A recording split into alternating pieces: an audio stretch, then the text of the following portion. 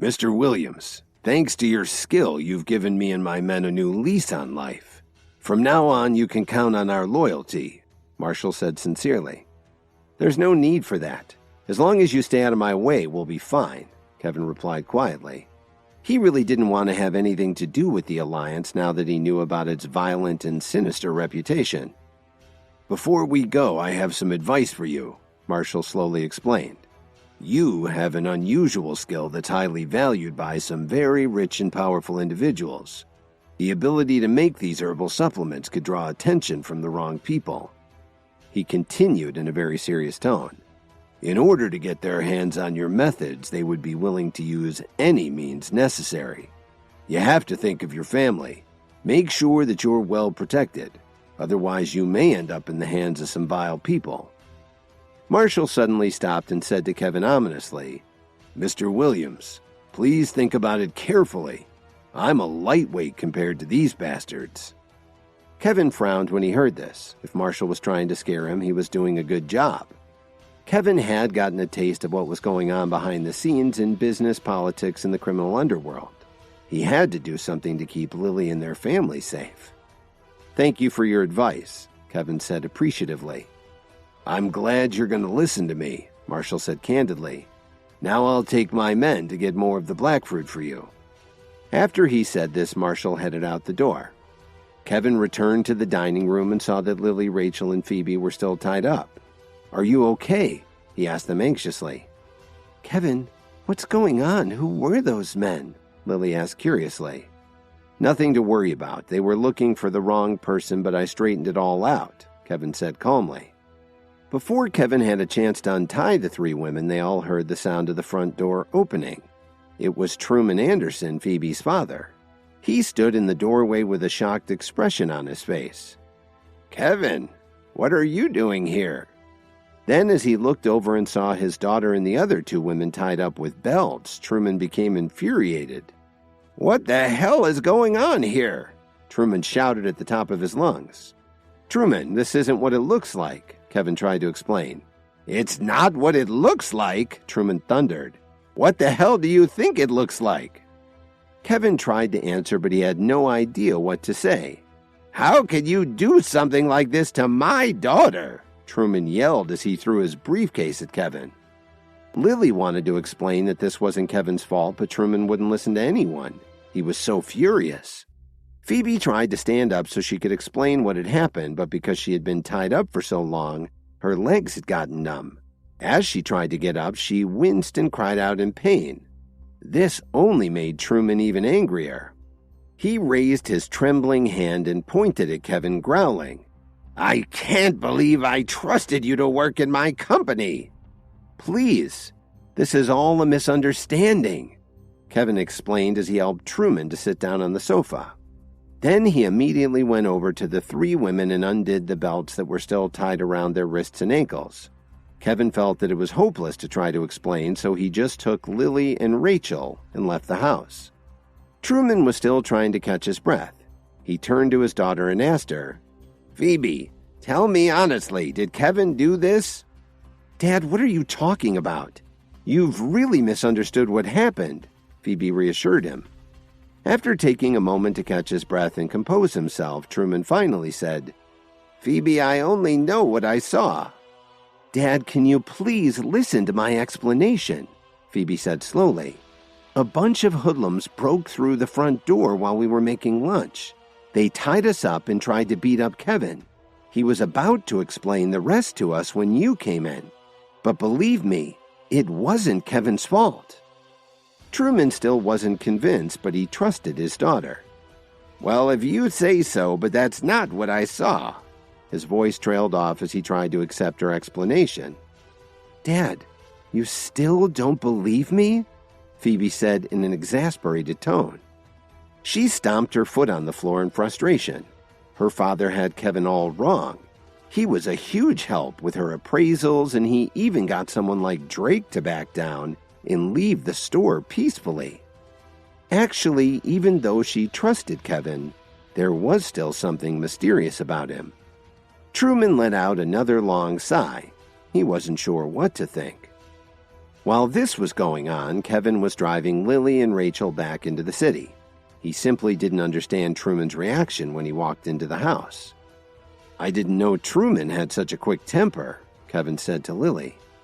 "What are you talking about?" Lily snapped at him. "The whole thing was your fault." "How could it be my fault? I didn't tie you up," Kevin said helplessly. Rachel, who had been very quiet until now, suddenly said, "It's getting late. Just drop me off at the corner up ahead. I'll call for a ride home." Before Kevin could reply, Lily said, "Don't worry, Rachel. It's no trouble at all. Kevin can take you home while I stop by the market to buy some vegetables." Lily then turned to Kevin and asked him, "What do you want for dinner? I'm cooking." Kevin was very shocked to hear her say that. They'd been married for almost 3 years, and he couldn't remember when Lily had ever offered to cook. This put Kevin in a good mood, and he quickly headed for the market. When they got there, Kevin said to Lily, "Wait for me here after you're done. I'll pick you up right after I drop Rachel off. It shouldn't be too long." Lily nodded in agreement. Then she said a few words to Rachel and slowly got out of the car and walked into the market. That left Kevin and Rachel alone in the big Porsche sedan. When Lily was there, Rachel always felt a little more at ease, but when she was alone with Kevin, she immediately clammed up, unsure how to act. "Don't be too nervous. I'm not that scary," Kevin said with a smile as he pulled out of the parking lot. "I'm not nervous," Rachel replied quickly, but she really was anxious. Ever since she found out about Kevin's true identity, every time she thought about how she'd always treated him, she felt a little ashamed and regretted her actions. Kevin glanced at her in the rearview mirror. He had an idea about what she was thinking. "Don't worry about the past. You and Lily are good friends, and you were just protecting her because you thought she was suffering with me." "No, I didn't," Rachel replied so quietly he could barely hear her. "I know you're good for Lily, so I want to give you some great news," Kevin said with a grin. Then he continued, "I'm getting ready to open the biggest hotel in Chicago, and I've decided to ask you to be the vice president." "Really?" Rachel replied excitedly. "Of course it's true, but I need to know soon, so please don't take too long to decide," Kevin said very casually. He'd already made an agreement with Mitchell Cook. The two of them were going to join forces and go into the food and beverage industry in Chicago. "Just don't disappoint me, and if you accept my offer, I'll give you 3 times the industry standard," Kevin added. Rachel was dumbfounded and stammered, "Am I dreaming? You really want me to be the vice president?" "There's only one condition.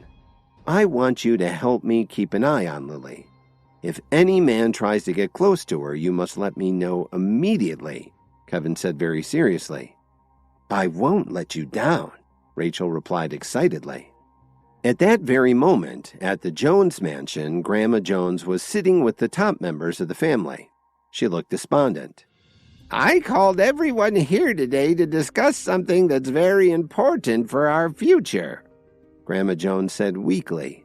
"Lily now has a controlling share in our company. Does anyone have an idea what we can do about this?" Grandma Jones had been miserable ever since Tyler gave Lily 60% of the company's shares. Lily had instantly replaced her as the most important member of the family. But what could Grandma do about it? Jason was the first to offer an option. "Grandma, I feel that Lily simply doesn't have the expertise to control so many shares." The rest of them agreed with Jason. Some of them even wondered if Oliver and Lily had somehow colluded with Tyler Dawn to grab a controlling interest in the family corporation. But they also thought it was better to have the shares in the hands of a member of the family and not under the control of an outsider. Even so, hardly anyone spoke up in Lily's defense. "That's water under the bridge," Grandma Jones said gloomily. "What we need to figure out is how to make Lily hand over the shares." When she said this, the entire room fell silent. Suddenly, Jason's eyes lit up. He slowly stood up and said, "Grandma, I have an idea, but I'm afraid you won't agree." "What idea do you have? Tell me." Grandma Jones' face brightened. Maybe she had been right to put her trust in Jason. He always seemed to come up with a solution. "Grandma, You can talk to Lily nicely and ask her to give you some of her shares, Jason said with an evil smile. Even if she gave me 10%, she would still have half the shares, Grandma Jones said hopelessly. Jason said, Don't worry. When Lily signs the transfer paperwork, we can slip another document underneath the contract. Before Jason finished speaking, they all knew what he meant. It was devious, but it might work. I guess there's no other way, Grandma Jones sighed. Then Jason added, Grandma, don't forget that Tyler Dawn gave Lily an import-export company. This was actually what Jason hated the most. He really didn't know why Tyler had been so generous to Lily. Grandma Jones perked up when he said this. If she could get back the company shares, she could start another company and finally put the Jones family back on top. 5 days later, in the CEO's office of Williams Media, Kevin looked intently at the documents on his desk. Mr. Williams, as soon as the market opens this morning, our company's shares are expected to drop by 20%. Miss Wilson reported with a serious expression. What's behind this? Kevin asked as he looked at the documents and then at his computer screen. About 3 days ago, someone started to manipulate the shares of the largest companies in Chicago, Miss Wilson explained. Kevin sat back slowly in his chair and muttered, I can't believe they were able to set this up in just a few days. It must have taken a lot of work. Mr. Williams, do you know what happened? Miss Wilson asked in surprise. Ever since Kevin took over Williams Media, he hadn't been very active in his role as CEO. He had been busy with a lot of other things, from antique appraisals to herbal supplements. Miss Wilson helped to keep things going smoothly, as she always did. But she never dared to complain. Nobody had figured out yet who was behind the manipulation of the markets. But Miss Wilson never thought that Kevin, who was hardly ever in his office, would know anything about the matter. Please go down to the first floor and wait. We'll have a few important visitors stopping by, Kevin said very calmly. Yes, sir. Since Kevin didn't give any more details than that, Miss Wilson naturally didn't dare to ask who they were. After she left, Kevin slapped his desk and took out his phone to make a call. Hello, Kevin, what's the matter? Thomas answered coldly. Uncle Thomas, you know very well what's the matter. There's no point in hiding it, Kevin said coldly. His uncle was silent for a few seconds before he continued. That's right, Kevin. The Williams family did this. Why? Kevin asked him. He really wanted to know the answer. You know perfectly well why we did this, Kevin, Thomas replied coldly. Your performance lately has made everyone unhappy. Your grandfather thinks that you're getting carried away. You need something to bring you down to earth and keep you from following the wrong path. This is for your own good. How can you even say that? Aren't you afraid that I'll take back the $3 billion that I lent the family? Kevin asked him impatiently. Kevin, if you want your money back, I can transfer it to you right now. However, if you want to use it to save Williams Media, it won't work, Thomas said gravely. This is your grandfather's decision. I advise you to come back and apologize to your family. We can still work this out. It looked like Kevin didn't have any options left. When Kevin got to his office at Williams Media, he found out that the company's shares were about to tank. He suspected that the Williams family was behind the manipulation of stocks in the largest companies in Chicago. He called his Uncle Thomas to find out if he was behind it. The family wanted him to come back to New York to talk it out with his grandfather. Kevin didn't answer him, he just hung up the phone. Then he tapped on his desk while he thought about what to do. He couldn't understand how the Williams family had suddenly found enough money to do this. Their situation was desperate. After thinking for a while, Kevin decided to call Mitchell Cook, Adriana Wright, Gilbert Rhodes, and the others to come to an emergency meeting at his office. Within an hour, they'd all arrived. Mr. Williams, what's going on? Why did the Williams family suddenly launch this financial attack on Chicago? Adriana was the first to ask. With their influence, they'll have no trouble taking over all the major industries in the city. But the way they're doing it, they'll destroy the entire economy, Cook said bitterly. As the most prominent business leaders in Chicago, they naturally found who was behind this madness, but they didn't understand the reason behind it. Gilbert Rhodes suddenly stood up, looked directly at Kevin and asked, Mr. Williams, are they doing this to get even with you? It's useless to dwell on that now. The important thing is that the Williams family has already made their move, Kevin said stoically. Hearing this, Cook and the others were unsure how to respond to the threat. They were considered to be the most influential business leaders in all of Chicago, with enormous financial resources.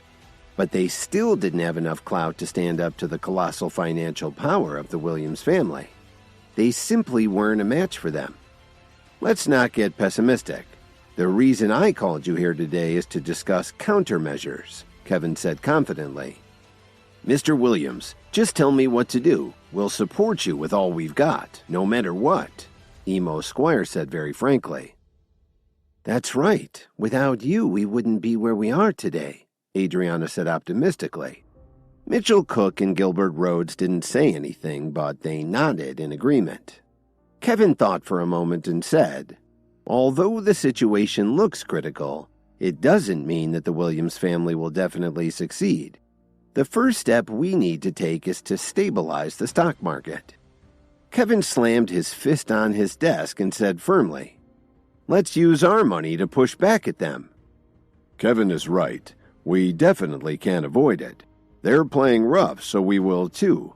Even if it kills us, we'll make sure they don't get out of this unhurt, Mitchell Cook said forcefully.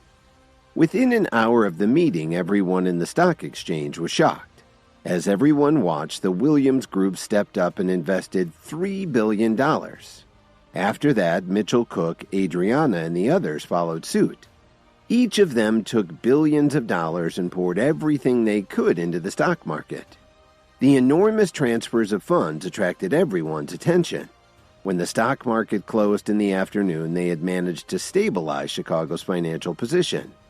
Cook and the others promised that they would follow Williams Media's lead and match Kevin's actions. They vowed to protect Chicago's financial base, even if it cost them their lives and their fortunes. That night, the Jones family held a meeting in their mansion. How much of our stock fell today? Grandma Jones asked with a gloomy expression. Grandma, our shares dropped by 60%, one of her nephews said with a depressed look on his face. There was silence in the room while they tried to figure out how to respond. What can we do?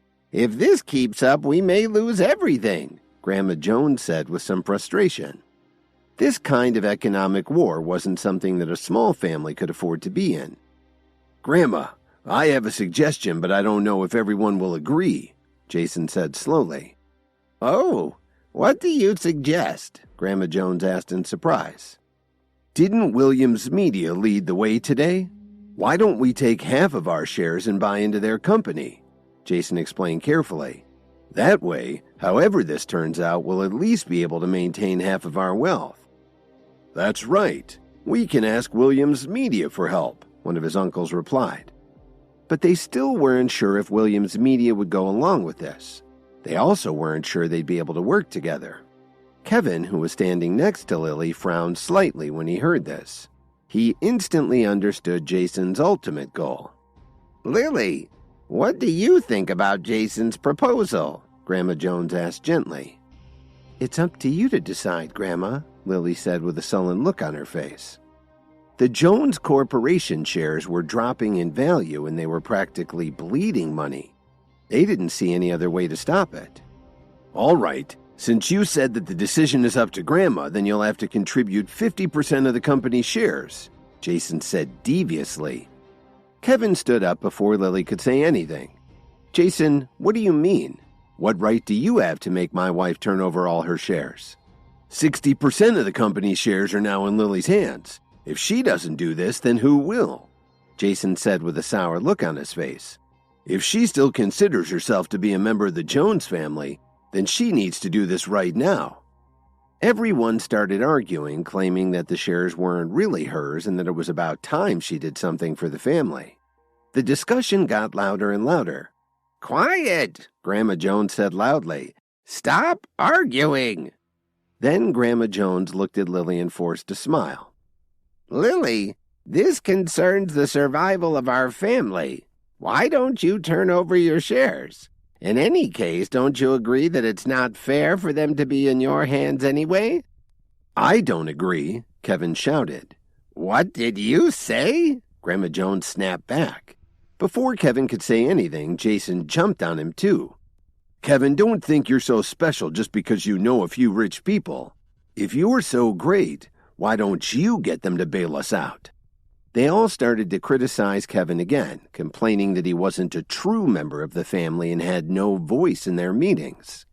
Then Jason continued to explain his plan. Grandma, I recently met with a senior member of Williams Media. As long as Lily is willing to turn over her shares, I have a way to transfer them to Williams Media. After the crisis is over, we can sell them and buy back control of our company. And how do we allocate the shares after that? Kevin asked loudly. Everyone stopped talking when he said this. Grandma Jones had an unhappy look on her face. Lily wanted to say something, but she just couldn't get herself to speak. Grandma is the head of the family. Of course the shares would go to her, Jason said very naturally. Jason, you have no shame, Kevin said loudly. How dare you disagree with me, Jason grumbled. From what you're saying, it sounds like Lily isn't willing to go along with this plan anyway. Just as Kevin was about to say something else, Lily tugged on his sleeve. Lily, what do you think we should do? Grandma Jones asked in a slow, calculating voice. Grandma, as long as you think it's appropriate, I have no objections, Lily said tensely. When she heard this, a smile immediately appeared on Grandma Jones's face. Jason's mouth also curled into a wicked smile and a proud expression flashed in his eyes. No, Kevin shouted. What did you say? Grandma Jones said as she looked at Kevin angrily. If we must use our shares for this transfer, Grandma, you should contribute 20% and my wife should give 30%. Moreover, after the crisis is resolved, the shares should revert to their respective owners, Kevin said matter-of-factly. How dare you? Grandma Jones yelled as she banged her fist on her armrest. Do you have the right to speak here? Get out! Grandma Jones stared at Kevin menacingly. This was the second time Kevin had contradicted her in public. If she didn't teach him a lesson now, she wouldn't have any control over him in the future. Kevin suddenly sneered and said, You people are really funny. What are you laughing at? Grandma Jones asked hesitantly. I'm laughing at the Jones family. You do consider yourselves to be a family, don't you? How could you be so desperate? Kevin sneered and continued. First, you want to use my wife and exchange her for Merriweather shares. Now that the shares are in her hands, you want to trick her into giving them back to you. Can't you see how funny that is? Everyone stared at him awkwardly, but none of them refuted him because they knew he was telling the truth. You bastard! Someone, throw him out of here! Grandma Jones screamed. Who's willing to take the first swing? Kevin said calmly as he looked around the room. Kevin knew they wouldn't try anything. They'd all seen how he pulverized Merriweather in just a couple of minutes. All right, Kevin, Lily said as she suddenly stood up and took him by the hand. She turned to Grandma Jones and said, Grandma, it's getting late. Let's talk about this again tomorrow. Then Lily led Kevin out the door. When Jason saw that Grandma Jones wasn't going to stop them, he didn't say anything. After all, Lily was currently holding the high cards, and right now there was nothing he could do about it. Lily, I'll let you and that useless husband of yours appreciate the moment, but when you lose your shares, I'll teach you a lesson, Jason thought to himself. As Kevin and Lily got into their car and drove away, no one said anything. When Kevin got to the office the next day, Miss Wilson had already been waiting for him for half an hour. What is it? Kevin asked worriedly. He couldn't let Williams Media fail, not when he knew that it would be so useful for him in the future. Sir, many of our senior executives want to have a meeting with you. Miss Wilson didn't answer Kevin's question directly, but he could tell from her serious expression that the news wasn't good. Okay, have them wait for me in the meeting room in half an hour, Kevin said thoughtfully. Next, Kevin checked the company's stock situation on his computer. As the markets opened, their share prices fell by 10%. By now, they had already lost hundreds of millions. Kevin sighed slightly and took out the bracelet that he'd bought from Reuben at Phoebe's antique store. "What's the use?" Kevin said with a slight frown. While he was turning the bracelet over and over in his hand, he started to feel more relaxed and confident. "That's odd," he thought to himself. Then he took a closer look at the stone that was set in the bracelet. It wasn't a green emerald at all. It was actually a green tourmaline. How could he have made such a rookie mistake? But it did explain why he was drawn to it in the first place. Kevin slowly put the bracelet on the table. After thinking for a moment, he decided to call Officer Emmett to ask her opinion. After all, she had set him on the path to making herbal remedies. Maybe she knew something about this too. "Hello, Kevin? What do you want?" Officer Emmett answered in a surprised tone. "I was wondering what you might know about green tourmaline," Kevin asked hesitantly. "I was wondering when you might ask me something like that," she said frankly. "A lot of people believe that certain stones can help you to focus your energy, to relax, or work on your health. Things like that." "Interesting," Kevin smiled and said. "I felt drawn to a tourmaline bracelet the other day at the antique store. What do you think?" "Why should I tell you?" Officer Emmett said jokingly. "I'm serious," Kevin insisted. "I'll tell you, but you need to say please," Officer Emmett replied mischievously. "Come on, I'm serious." Kevin was starting to get frustrated. He knew she was just teasing, but he didn't have a lot of time for this today. "Come on, just once. What's the magic word?" Officer Emmett tried again. "Okay, please," Kevin said in a very low voice. "I'm sorry I can't hear you. Could you speak up?" Officer Emmett said in a satisfied tone. Kevin took a deep breath and said very clearly, "Please."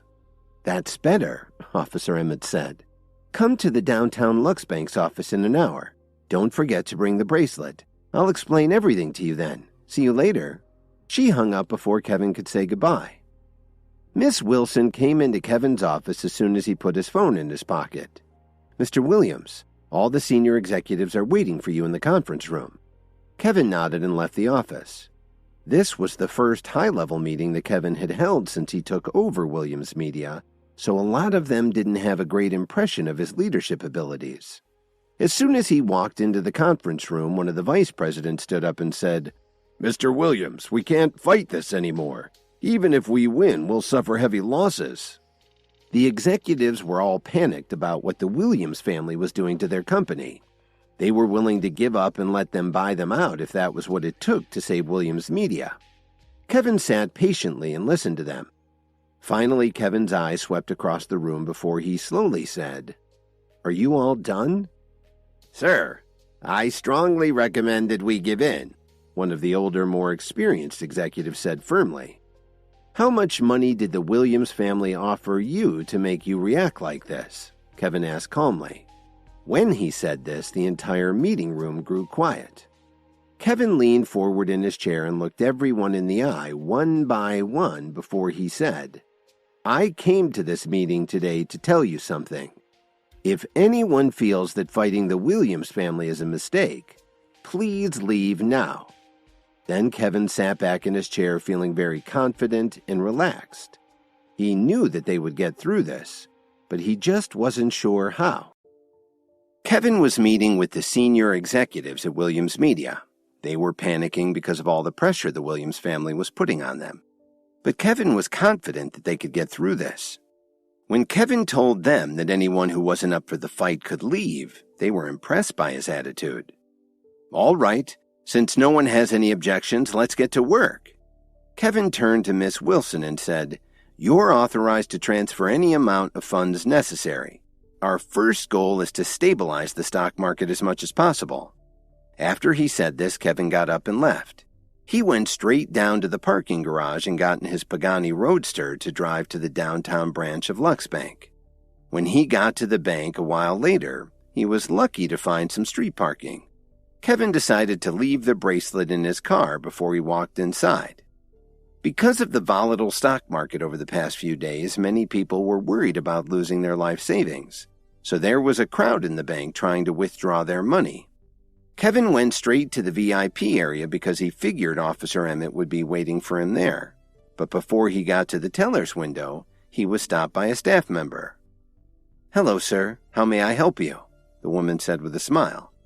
"I don't need any help, thanks," Kevin said. "I'm just looking for someone." Judging by Kevin's clothes, the woman immediately determined that he was just an ordinary customer and wasn't qualified to go to the VIP section. "Sorry, sir. These windows are reserved for VIPs.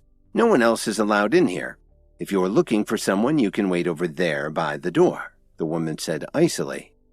"I also have some business to take care of. Can I go ahead?" Kevin asked politely.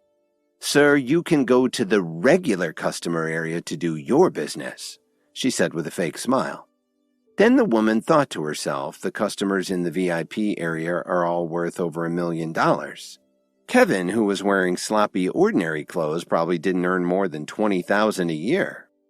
"I'd like to make a withdrawal," Kevin said helplessly. He was starting to get irritated. "You can make a withdrawal from the ATM by the entrance," the woman said impatiently. She didn't want to waste any more time with Kevin. Kevin frowned. He thought that he was pretty handsome. How come he kept getting this kind of reaction from people? Then he took a deep breath and looked at her name tag. "I'll just stand here and wait, Miss Gray. It shouldn't be long, okay?" "No, sir. This is the VIP area. I'm afraid you're disturbing our customers," Miss Gray said in disgust. "Please move along." Their conversation was starting to attract attention. The VIP customers were annoyed by his intrusion. How could a poor man like him dare to come into their private section? Kevin took another deep breath and said to her, "You're giving me no choice. I've decided that I'm going to withdraw all my money from your bank." "I'm sorry, but you don't seem to understand. There's an ATM in the lobby," she said impatiently. "If you don't leave this area immediately, I'll be forced to have you removed by security." "Miss Gray, I'd like to withdraw $2 million in cash immediately," Kevin said as he took out his bank card and slapped it in her hand. The VIP onlookers started to whisper to each other. Did he really say he was withdrawing $2 million? He's not fooling anyone. Just look at how he's dressed. She looked disdainfully at the bank card in her hand. There wasn't even a name on it. Just as she was about to throw the card out, the bank manager happened to walk by. When he saw the black card, he was so unnerved that his legs got weak. Miss Gray, what's going on here?" the manager asked her abruptly. "Mr. Johnson, this man has been causing trouble," she explained. Of course, she didn't forget to give Kevin a snooty look. Johnson was so angry that he muttered to himself, "We really have to do better training."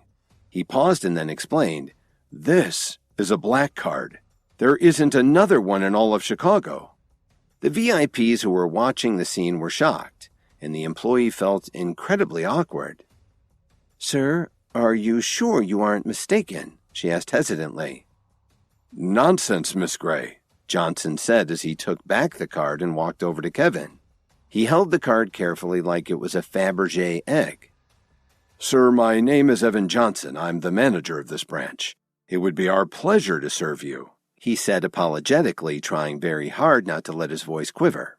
In all his years working for the bank, he had never seen one of these cards. "I don't need any help, thank you. I'm just making a withdrawal," Kevin said as he sneered at the rude employee. "Am I qualified to stand here now?" "Sir, I'm so sorry," Miss Gray replied ever so politely. She was mortified. How could she have insulted a VIP customer? "Sir, please accept our apologies for this misunderstanding. If you need anything at all, please let me know," Johnson said with a big smile. "I've already told Miss Gray how much I'd like to withdraw," Kevin said nonchalantly. "I'm sure she can handle things now." "Okay," Johnson said amiably. Then he turned around and reprimanded her. "What are you standing here for? Take care of the transaction right away." "Yes, sir," she said as she walked behind the counter. "Sir, please, come with me to wait in the private room," Johnson invited him. Their attitude had completely changed, and the VIPs who had witnessed the spectacle were speechless. When they got to the private room, Kevin sat down casually on the sofa and crossed his legs. Johnson smiled and walked over to the cappuccino machine and offered Kevin a coffee. A few minutes later, the embarrassed employee came into the room, struggling to carry a large canvas bank bag with both hands. "Sir, the $2 million withdrawal you requested," Miss Gray said apprehensively. She could barely look Kevin in the eye. She was so embarrassed by how rudely she treated Kevin when he walked in. "You know, I don't really think I need to carry around that much cash. How about if you take out $500 and put the rest back in the vault?" Kevin said as he leisurely sipped his cappuccino. "Yes, sir," she replied. She knew that Kevin was just screwing with her, but she realized she deserved it. Miss Gray would probably be a lot more polite to the bank customers in the future, VIPs or not. Kevin slowly walked out of the VIP room accompanied by Mr. Johnson and Miss Gray. He stuffed the $500 in his pocket. As he stepped into the lobby, Officer Emmett walked over to him and asked, "Kevin, what are you doing here? Didn't you want me to meet you here? I figured as long as I'm at the bank, I might as well make a withdrawal." Kevin smiled. Officer Emmett nodded slightly, but then she noticed that Kevin was coming out of the VIP area. "But what were you doing at the VIP window?" Officer Emmett asked as she looked him straight in the eyes. She was here to do some banking too, but she had to do it at an ordinary window. Officer Emmett knew very well that the bank's VIP room was only accessible to millionaires. "Maybe they let me use it because the regular lines were getting too long," Kevin suggested as he shrugged his shoulders. That seemed to make sense to Officer Emmett, so she decided to change the subject. "Kevin, please don't misunderstand Blair's actions. He didn't do any of that on purpose." Before she could finish, Kevin interrupted her. "I'm not here to talk about him. Let's find a place to sit down so you can explain to me what's going on with that bracelet." Suddenly, there was a scream from the lobby. "We're being robbed!" The bank's front door was kicked open by 5 men in black. One of them fired his gun at the ceiling and shouted, "Everyone, on the floor!" "Put all your valuables on the floor in front of you and don't look up," one of the men snarled menacingly. The head bank robber shouted, "If you value your lives, you'll do as we say." The shocked customers hit the floor and tried to follow the thieves' instructions. Officer Emmett was about to react, but saw that there were too many armed robbers and she didn't want any innocent people to get hurt. "What a bunch of scum," she said to Kevin. "Robbing a bank in broad daylight." "Well, if they came here at night, there'd be nothing to rob," Kevin replied with a smile. "How can you joke at a time like this?" Officer Emmett grumbled. "What else can we do?" Kevin pointed out with a smirk. "Should we go stop them?" "No, if they're brazen enough to come down here in the daytime, they're probably prepared for resistance. I'm guessing they're dangerous and desperate," Officer Emmett commented as she maneuvered to scan the room while she was still lying on the floor. "There are too many innocent people here. We need to wait for a better opportunity."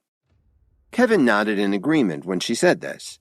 In fact, he wasn't sure he wanted to stop them because he was worried she'd draw him into another fight, like she did with the grave robbers over on Wacker Drive. Just then, the leader of the gang pointed a gun at the bank employees and snarled, "Go to the vault and bring back $8 million in unmarked bills, and don't try anything you'll regret." The bank manager, Mr. Johnson, pleaded with them.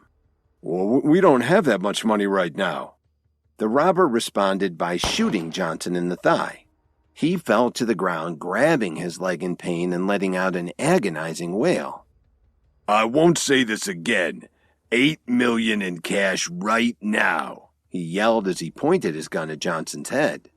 The customers and employees were frozen with fear. "Too many customers have taken out their money the past few days, plus a lot of companies have withdrawn their funds to put into the stock market. We really don't have $8 million in the vault," Johnson said as he gritted his teeth in pain. "One more word and you're a dead man," the robber said as he spat on the floor. Just as he was about to pull the trigger, Officer Emmett stood up holding her badge in her hand. "Chicago PD, you're all under arrest. Put down your weapons and place your hands on your heads."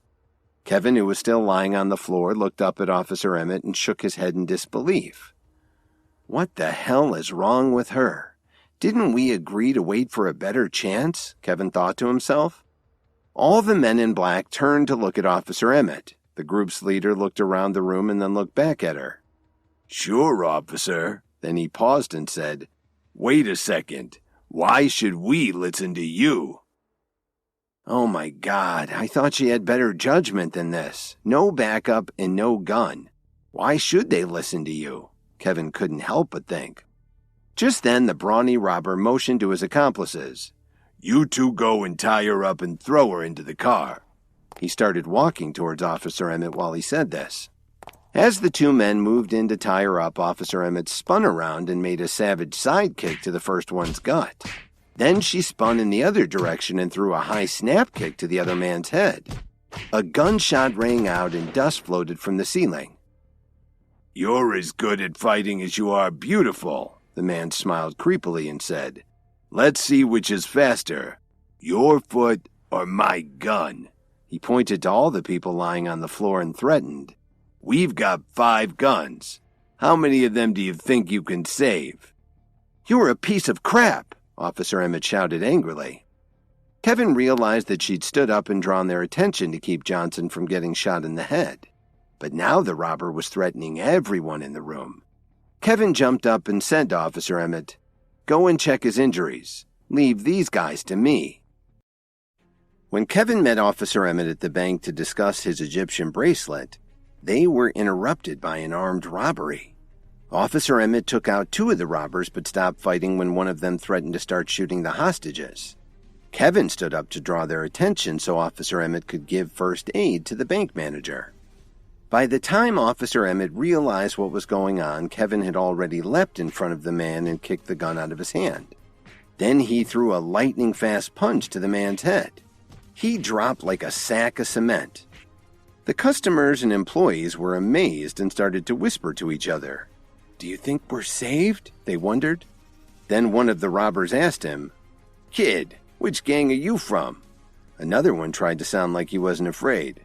Don't let him scare you. There's more of us than him. Yeah, let's kill him, one of them said as he rushed towards Kevin. Then he reached out to grab Kevin's throat. Kevin quickly reacted and grabbed the man's wrist, squeezing it hard. The sound of his bones breaking echoed off the walls as the man screamed in agony. One of the other men came up behind Kevin with a switchblade, but Kevin saw him out of the corner of his eye and stepped to the side as the man lunged. Then he grabbed the man's wrist, crushing it so hard that he dropped his knife. While holding on to him, he turned around and threw him into the first attacker who was still holding his wrist. The 2 men dropped to the floor at the same time. There were only 2 men who were still upright, and one of them quickly pounced on Kevin, but before he could do anything, he was sent flying. It's your turn, Kevin said calmly to the last man standing. The man was holding a gun, but he was so psyched out that his hand started to shake. He'd just seen Kevin take out his 4 accomplices in less than a minute. Don't you have a gun in your hand? Kevin said without changing his expression. Go ahead and shoot. I'm not afraid. Kevin slowly walked resolutely towards the man. Stay back, the man shouted as he saw that Kevin was getting close enough to reach him. In fear for his life, he started to aim towards the hostages. Kevin saw that the gun was pointed at a little girl who was lying on the floor next to her mother. He knew this wasn't good and sprang between the man and the little girl just as he pulled the trigger. Kevin suddenly felt a burning sensation near his waist. He took a deep breath and forced himself to stand up, enduring the intense pain. I told you to shoot me. Why did you shoot at someone else? What the hell is wrong with you? Kevin said as he gritted his teeth. Don't you know how to rob a bank? Kevin! Officer Emmett shouted nervously. She could tell that Kevin was doing this to distract the gunman and keep anyone else from getting hurt. Why don't you put down the gun and face me like a real man? Kevin said with a mocking smile. Shut up, the man yelled as he turned toward Kevin. But he was so nervous that he accidentally pulled the trigger again. But luckily, the man's shot was aimed at the floor and didn't hit anyone. In desperation, the man suddenly grabbed a little boy who was next to him. If you say another word, but he didn't have to finish his threat. Kevin knew what he meant and didn't make a move because he was too worried that the kid would be injured. Now that the robber had hostages, he had to be careful. Kevin took a deep breath and said, Let's talk this over. Talk? There's nothing to talk about. You're going to stay right here and we're going to leave. Take another step and you'll regret it, the man roared. By now, the rest of the men were getting up off the floor. The one nearest to Kevin immediately hit him on the head with the butt of his gun. Kevin saw double for a second and then he took a couple of steps back. That's what you get for interfering, the man snarled as he spat at Kevin. Blood immediately started flowing down from Kevin's head. Fortunately, he was in pretty good condition, so the blow didn't knock him out. The gang's leader turned to his men and ordered them. You guys go and put all the money in your backpacks. A minute later, the 5 of them ran out of the front door with 5 bags of money and their young hostage. After the men left, everyone was relieved, except the boy's father. And Officer Emmett and Kevin knew that it wasn't over yet. Kevin, are you all right? Officer Emmett asked Kevin with concern. I'm fine, Kevin said as he tore off a piece of his shirt and tied it to his head to stop the bleeding. Shall we chase after them? I'll chase after them. You get to the hospital, Officer Emmett said worriedly. She had been very impressed by Kevin's courage under fire. I'll be okay. Let's go, Kevin said to her as he headed towards the door. Those scumbags! They stole all that money and still took a hostage, Officer Emmett complained as she followed Kevin to his car. That boy is so young. Even if we manage to save him, I'm afraid he'll never get over it. She was right. The young boy was in grave danger. They were probably afraid that the police would follow them, so they grabbed a hostage, Kevin said calmly as he drove after them. Call 911 immediately and ask them to check the surveillance cameras along State Street. Also ask them to send backup or I'm afraid we won't be able to save the boy. I know. You do realize I'm a cop, right? Officer Emmett replied as she was pulling out her phone to call the station. Hello? It's Lieutenant Emmett. She gave instructions to the sergeant who took her call and then she turned her attention back to Kevin, who had just been shot a few minutes ago. About 10 minutes later, the men thought they might be getting away with their robbery. As they raced up Fullerton, one of them said excitedly, Man, we hit the jackpot this time. Bullshit. We could have done a lot better. Who would have thought that such a big bank wouldn't even have a lousy $8 million? The man said bitterly. Suddenly, the driver looked in the rearview mirror and started to panic. Hey man, we got a tail. I think it's the guy from the bank. Damn it! How's that even possible? Didn't you just shoot him? Another one said in horror. What are you panicking for? There are only 2 of them. Just him and that cop, the leader said coolly. Just keep your foot on the gas and stick with the plan. As long as we get to the boat, we'll be fine. He was acting like he was calm, but the panic showed in the man's eyes. Kevin had been shot and hit on the head, but he kept coming after them. What kind of man was he? What if we get caught? How are we going to kill him? One of them asked. We won't have to. Have you already forgotten what I told you? The man answered grimly. Maybe that guy can fight, but we've got a hostage. While they were discussing their options, Kevin and Officer Emmett were coming up with a plan of their own. Kevin, hurry up and drive faster. Let's not lose them, Officer Emmett said impatiently. She couldn't believe that she was actually chasing the suspects in a Pagani Roadster. It was probably worth more than what the robbers had stolen from the bank. Don't worry, we're almost at the lake. They'll have to stop soon, Kevin replied as he focused on the big black car ahead of them. Then he thought for a second and said, You'd better let your backup know that we're heading for the marina. I'll bet they plan to switch to a speedboat.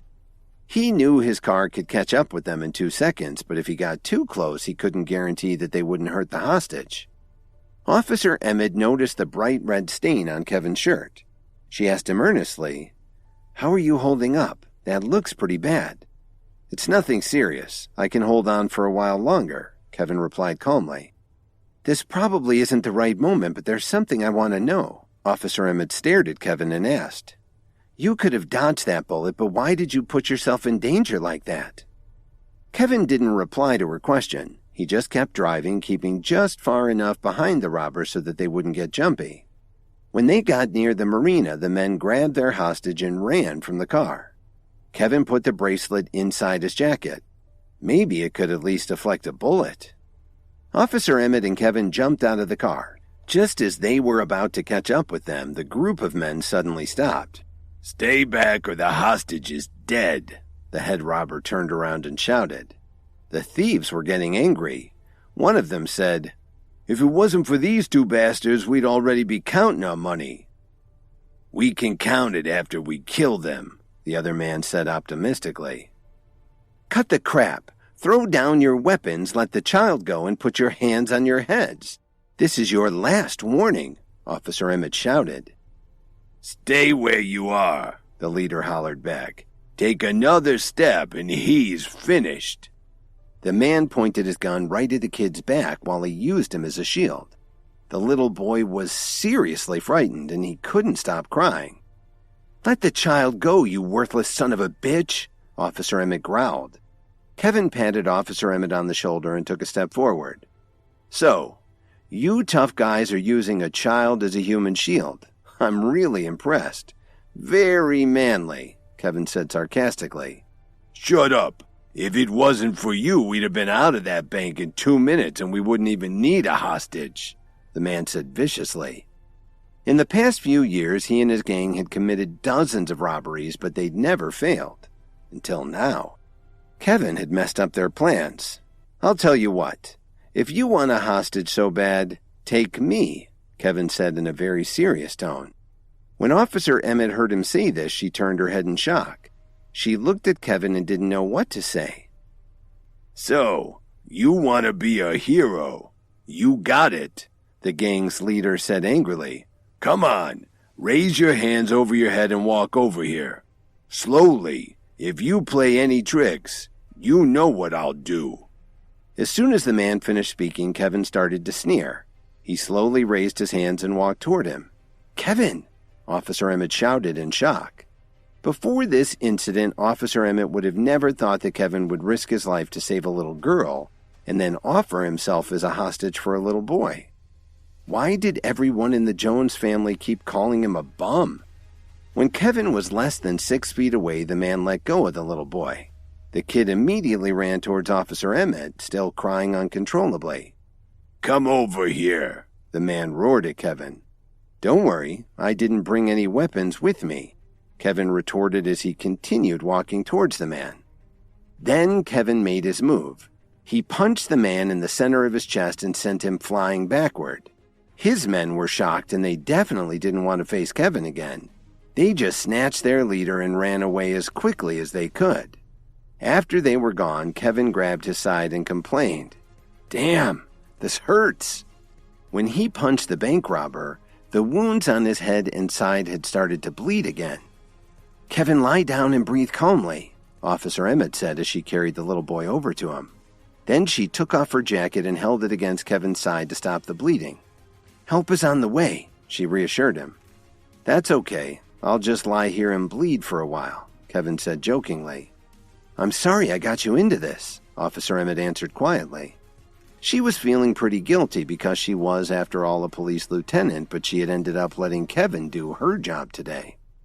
"That's okay," Kevin said. "It's not like I had anything else to do."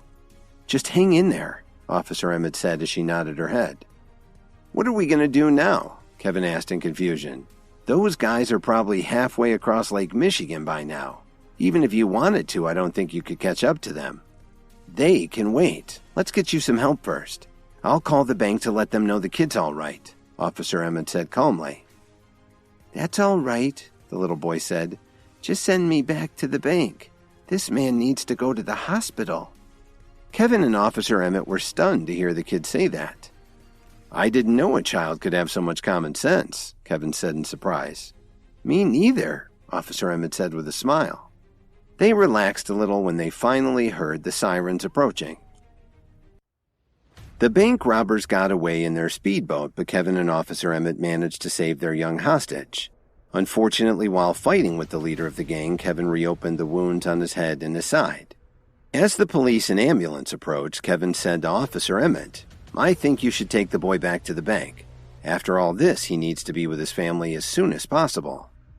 "I can wait," the little boy said stubbornly. "You should get to the hospital right away."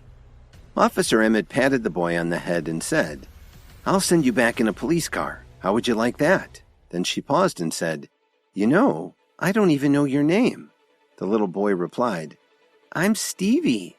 Then his eyes lit up and he asked, Can they use the siren? Officer Emmett laughed and said, We'll see. She was trying to hide it, but she was pretty worried about Kevin's gunshot wound. Just then, the squad cars pulled up and a few officers walked over toward them cautiously with their weapons drawn.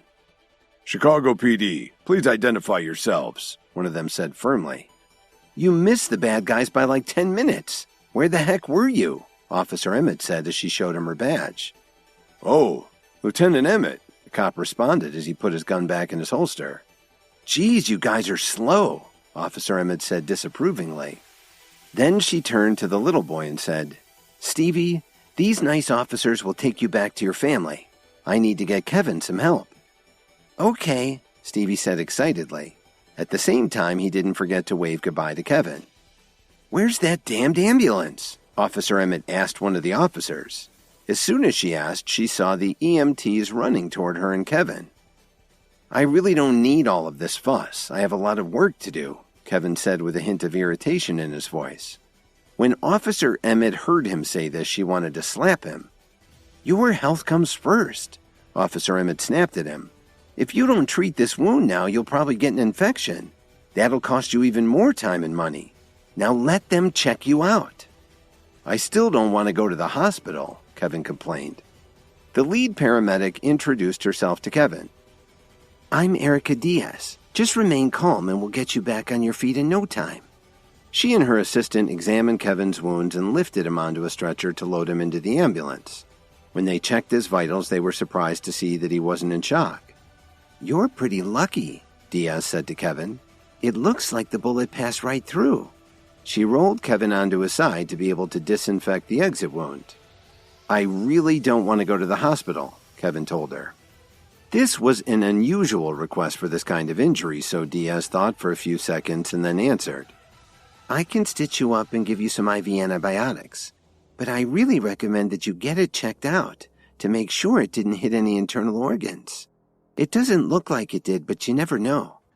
Then she examined the cut on his scalp and said, Your head wound looks worse than it is. Fortunately, you're not showing any signs of a concussion. Why don't you listen to my advice? Officer Emmett said disappointedly. Just let a doctor take a look. I promise I'll go if it gets worse, but I just don't have the time to deal with a hospital right now. And I can't go home like this either. Lily would freak out, Kevin joked. You're such a pain in the butt, Officer Emmett snapped at him. Okay, you can crash out in my living room, but just for one night. Someone has to keep an eye on you. I guess it'll be me. Officer Emmett suddenly realized just how much she cared about Kevin. It was platonic, of course. After all, she had a fiancé and Kevin was a married man. Kevin got off the stretcher and thanked the paramedics as he stepped out of the ambulance. He and Officer Emmett walked slowly to his car, but she stopped him as he was about to reach for the driver's side door. Oh, no, you don't, she said to him. You don't think I'm going to let you drive in your condition? Officer Emmett helped Kevin into the passenger seat and went around to the other side to start the car. She smiled as she revved the Pagani's powerful engine. They got to Officer Emmett's house in about a half an hour. When they walked into the living room, she pointed at the large recliner and said, That's yours for the night. Then she went into her bedroom and came back with a first aid kit. I'll leave this here in case you need it, Officer Emmett said as she put the box on the coffee table and put a blanket over Kevin. Then she pointed to a door next to the bookcase and added, The guest bathroom is right over there. Once Kevin was settled into the comfortable recliner, Officer Emmett sat down on the sofa. Kevin's phone vibrated, but he ignored it. Kevin, can you tell me what you were thinking when you blocked the bullet for that little girl? Officer Emmett asked hesitantly. I wasn't really thinking about anything. I just figured it would be less dangerous for me than for her, Kevin said thoughtfully. Officer Emmett was touched by this. Although Kevin was trying to make it sound like a rational decision, she knew he had a heart. This made her see Kevin in a new light. It's been a long day and we both need some rest, Officer Emmett said sleepily. Then she took a deep breath and said, You have free run of the living room and the bathroom. If you're dying, just knock on my door. Otherwise, I don't want to hear a peep out of you until morning." "Thanks, but your bedside manner could use some work." Kevin looked at Officer Emmett in shock. Officer Emmett turned around abruptly and headed to her bedroom. She closed her door and went into her bathroom to clean up. Kevin could hear Officer Emmett's shower running as he started to doze off. Just as he was almost asleep, his phone vibrated again. It turned out to be Phoebe Anderson sending him text messages. It looked like she'd sent him dozens of texts. Is there trouble at her antique store again? Kevin thought to himself. He decided to call Phoebe to ask her what was going on. Phoebe answered excitedly. "Kevin, you finally saw my messages." "It's been a busy day," Kevin replied matter-of-factly. "Is there anything wrong? Do you need my help?" Phoebe said with concern. "Oh, I didn't know that you cared," Kevin answered playfully. "Don't worry. It's nothing I can't handle." What Kevin didn't know was that Phoebe had actually blushed a little. Then Kevin suddenly thought of something. "Phoebe, since your family's got a lot of resources, have you seen any books about the healing powers of various gems?" "Why are you asking?" Phoebe asked uncertainly. "I haven't seen any, but my father has an amazing library. I'll go take a look and get back to you." She didn't hang up, so Kevin put his phone on the side table while he waited for her to check the library. Just then, Officer Emmett walked out of her room while drying her hair with a large towel. "Who are you calling?" Officer Emmett asked cautiously. "Phoebe Anderson. Do you remember her from the antique store?" Kevin smiled and said. "I wanted to ask her to help me find a book on rare gems." "I didn't expect you to be up making any phone calls. Where did you put that bracelet anyway?" Officer Emmett said in surprise. Kevin took the bracelet out of his coat pocket. The stone reflected the room's lighting beautifully. "It's magnificent," Officer Emmett exclaimed. "Do you want to take a look?" Kevin said as he held the bracelet out for her. Officer Emmett started to reach for it and then yawned. "You know, I think I should wait until tomorrow. I really need to rest first. Good night." Then she turned around and headed back towards her bedroom. She closed the door and Kevin heard a click as she locked it behind her. Kevin started to doze off again, and then he heard Phoebe's voice coming from his phone, which was still sitting on the table. "Kevin, are you still there?" He picked it up and answered sleepily. "Yup, I'm here. What did you find?" Phoebe answered a little nervously. "I found a couple of old books he probably got from an estate sale. Do you need them now?" "There's no hurry. I'll stop by tomorrow," Kevin said as he yawned. "Okay, it sounds like you need some rest. I'll see you tomorrow." Phoebe hung up the phone slightly disappointed. Kevin put his phone back in his pocket and fell asleep. When Officer Emmett woke up the next morning, Kevin had already left. Instead of heading home, Kevin went to his office at Williams Media. He sat at his desk looking at the information Miss Wilson had sent him with a gloomy expression on his face. In just one day, Williams Media had already lost over $3 billion. When the markets opened in the morning, the stocks dropped so fast that they temporarily halted trading. "Sir, if this continues, I'm afraid the company won't be able to hold on," Miss Wilson said worriedly. "Even if we can hold on, we have to try," Kevin said as he threw the stock reports on his desk. "No matter what, the company has to hang in there. How much liquid capital do we have available? I want you to access all of it.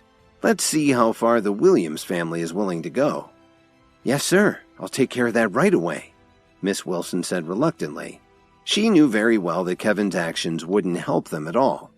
The Williams family was just too powerful, and Williams Media couldn't stand up to them without some outside help. In just a short time, not only Williams Media, but also the Whistler Hotel and the West Chicago International Group had suffered enormous losses. All over Chicago, countless small companies were facing bankruptcy. Kevin called Mitchell Cook and the others to come back to his office. They dropped everything and rushed there in less than an hour. "Why are you all frowning? We aren't bankrupt yet," Kevin said as he took a sip of coffee. "Mr. Williams, how can you laugh at this? The Williams family is killing us," Adriana said in exasperation. "Don't be so pessimistic. It ain't over till it's over," Kevin smiled. Then he asked Cook, "Mitch, what have you found out?" According to what I've seen, the whole mess is being led by the Williams family. They have at least 20 other companies helping them, Cook said gloomily. Mr. Williams, why don't we just give up now and cut our losses? Gilbert Rhodes said worriedly. What's wrong? Are you afraid? Kevin teased him. I'm just worried that when the dust settles, you'll end up losing Williams Media. Everyone at the table agreed. I appreciate your concern, but let's not worry about that right now. I don't want to lose Williams Media either, but I can handle it if that happens. What we need to do now is to stabilize the stock market as much as possible. Don't let it crash before 3 this afternoon. A strong coldness flashed in Kevin's eyes. Then he said confidently, We won't lose. The afternoon dragged on, while everyone watched the Williams Media and West Chicago International Group stocks fell again. But just when everyone thought that Williams Media wouldn't be able to last until the closing bell, there was a huge surge. Not only did it stabilize the stock market in an instant, but it also increased the shares of West Chicago International Group and the other groups by nearly 30%. At 3 o'clock in the afternoon, the major news agencies shared the breaking news. The CEO of KWTD Corporation, Tyler Dawn, had given his full support to Williams Media. The chairman of the Orion Group also said that he would back Williams Media. An unimaginable amount of money poured into the markets, and by the closing bell, their losses had been completely reversed. Williams Media stock had nearly doubled. I must be dreaming, Gilbert Rhodes said excitedly. That's thanks to the KWTD Corporation and the Orion Group. Adriana was so happy that she looked like she was going to jump in the air. 2 of the biggest players in the business world, Amos Squire exclaimed as he slapped his hand on the table. We aren't the only ones who have been saved. It's spilled over to all the other companies in Chicago, Cook said excitedly as he stared at his computer screen. I told you things would turn around, Kevin said as he sat calmly on the sofa with his legs crossed, sipping another espresso. Mr. Williams, how did you get these 2 corporations to support you? Adriana asked in confusion. I can't believe you doubted me, Kevin said teasingly. They all felt a little embarrassed. Kevin put down his coffee and continued. You don't have to worry about it anymore. I just couldn't give up on Chicago. It's too important. But I'll still need your help. He asked them to stay at Williams Media and keep an eye on things while he drove to Anderson Antiques to see Phoebe. Over the past few days, the Anderson family's antique and jewel business was the only place in Chicago that hadn't been directly affected by the Williams family's manipulation of the stock market. When Kevin arrived at the store, 2 assistants met him at the door and escorted him to the 3rd floor. Kevin, you're finally here. Do you know how long I've been waiting for you? Phoebe said as she put down the book in her hand. I'm sorry, Phoebe, I didn't know you were waiting this whole time, Kevin said apologetically. Phoebe saw that Kevin was sorry and her frown morphed into a pleasant smile. What is it you're trying to find out? She asked him. Kevin spent the night in Officer Emmett's living room as he recovered from his injuries from the bank robbery. The next day he went to his office and saw that Williams Media was still losing money. Things finally turned around after Tyler threw KWTD's support behind him. Kevin left Cook and the others to keep an eye on things in his office while he headed over to see Phoebe. Is this what you were looking for? Phoebe asked. He picked up one of the books and started to thumb through it. Yes, thanks, he replied absently as he looked at the photos and drawings. A lot of the stones are simply decorative, Phoebe Anderson explained. But there are some people who swear that certain stones can help with different physical or mental ailments. What exactly are you researching? Nothing in particular, just a sudden interest, Kevin replied casually. Phoebe nodded in understanding. After a long pause, Phoebe looked at Kevin, who was lost in the book, and lightly bit her lower lip as she said, I hope you're still not upset about what my father said the other day. Please don't take it to heart. He has a pretty bad temper, especially when family is involved. When she finished speaking, she couldn't look Kevin in the eye. It had been a pretty strange and embarrassing scene. She really couldn't blame her father for getting upset even though he was mad at the wrong person. That's okay, Phoebe. It's understandable, Kevin said casually. Suddenly, Kevin put down the old book in his hand. After hesitating for a moment, he looked at Phoebe and asked, "After we left your home, did your dad say anything?" "What do you mean?" Phoebe asked a little tentatively. She really didn't want to tell Kevin about the awkward conversation she had had with her father after Kevin, Lily, and Rachel left. "No, nothing special," Phoebe stammered. "I explained everything to him as clearly as I could, and I think he felt better." "Oh, what did you tell him?" Kevin asked with great interest. Of course I told him the truth," Phoebe said quietly. Phoebe didn't know why she was having so much trouble talking about it. "That's a relief," Kevin said. "Thank you for letting me borrow these books." Then Kevin picked up the old guides and started to head for the door. Phoebe suddenly asked, "How about if I walk you downstairs?" Kevin gave her a quizzical look. "Why are you still standing there? Come on, let's go," Phoebe said as she gestured for Kevin to walk with her toward the large staircase. As Kevin and Phoebe walked through the main showroom to the front door, the customers and employees watched them with interest, wondering what they could have been meeting about. When Kevin got back to Corwin Tower, Lily wasn't home yet. Kevin didn't think much about this and went straight into the study. He took out the bracelet and compared it with the illustrations in the book that he'd borrowed from Phoebe. Finally, he found what he was looking for. While he'd been focusing on herbal medications which could often have the same effects and benefits as modern medicine, certain stones and crystals were claimed to help increase those effects. The information in the books was pretty old, but Kevin couldn't deny that he had felt a lot more focused while holding the bracelet. According to one of the books, this was probably from the tourmaline stone, which he and everyone else had originally mistaken for an emerald. He was still kicking himself over that gaffe. The next 5 days seemed to pass in the blink of an eye. During this time, Kevin went to his office at Williams Media every day. In the evenings, he would return to his penthouse at Corwin Tower and prepare dinner for Lily. After that, the two of them would take a leisurely walk around the neighborhood or in the park. Under the seemingly calm surface, the relationship between Kevin and Lily was quickly warming up. Finally, the huge economic turmoil that had been stirred up by the Williams family ended on the 8th day. It was obvious that, although the Williams family had gathered a lot of forces to help them, faced with the backing that Kevin had gotten from Tyler and the Orion Group, their attempt was doomed to fail. "I'm glad it's finally over," Mitchell Cook said as he let out a heavy sigh. "That really wasn't easy," Adriana said as she rubbed her eyes. "That's an understatement," Emo said wearily. "Even though we won, we had some pretty heavy losses." It had been an expensive battle for both sides. In the end, there weren't many casualties, but the total funds that the William family and Kevin's associate had poured into the fight exceeded $30 billion. The fight hadn't been without its risks. If any of them had made the slightest mistake, they would have been eaten alive by their competitors. They'd originally planned to sink $120 million into taking us down, even though it meant sacrificing themselves, Kevin said as he put down his coffee cup. There was no joy on his face. Instead, he looked a little wistful. "Mitch, now we can put our plan into action." "Kevin, what plan do you and Mitch have in mind?" Adriana asked with a puzzled look on her face. "We've been planning this for a while," Cook explained. "We're going to open the largest hotel in Chicago and at the same time take over the city's catering industry." "That's a fantastic idea.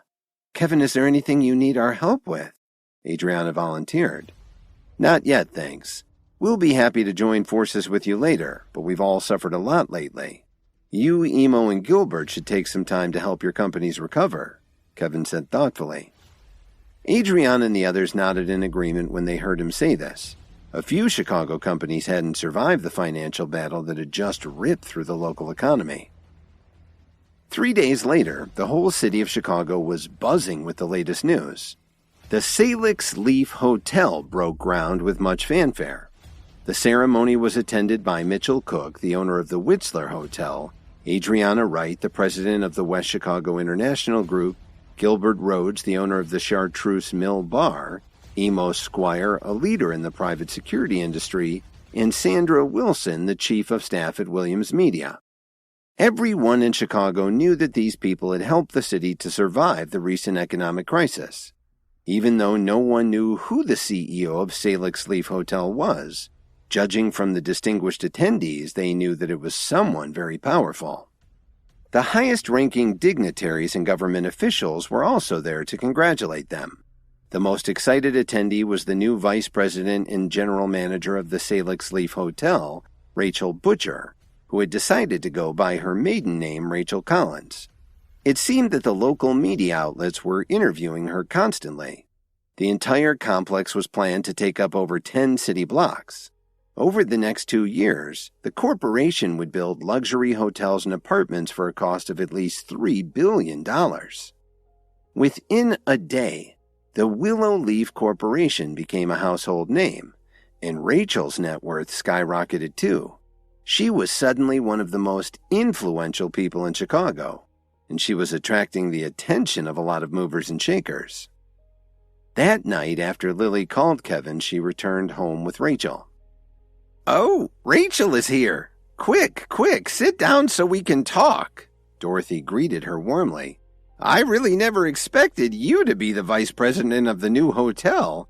If you make any connections, don't forget to include Lily."